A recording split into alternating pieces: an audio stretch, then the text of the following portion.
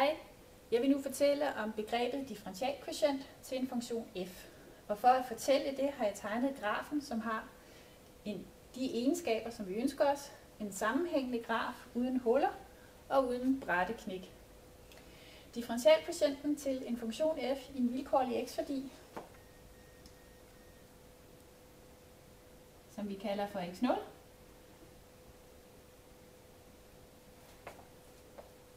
den skal vi altså finde ud fra det her punkt, som har koordinatsættet x0, f af x0, hvor f af x0 er y-værdien i punktet og kan aflæses herinde på y-aksen.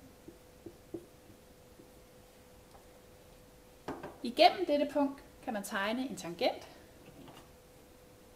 og en tangent til en funktion er en ret linje, som lige præcis går igennem det ønskede punkt her.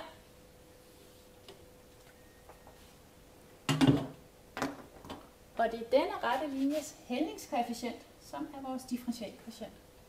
Hældningskoefficienten kan vi jo som sagt illustrere ved at gå i ud på x-aksen. Det stykke her 1. Så er hældningskoefficienten det stykke, vi skal gå for at ramme vores tangent.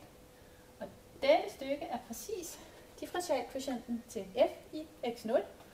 Og notationen for det er f-mærke af x0.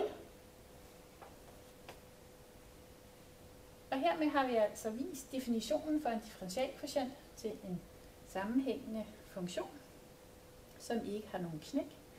Og differentialkvotienten til en funktion f i x0 er altså hældningen til tangenten, som har røringspunkt med f i punktet x0 til f af x0.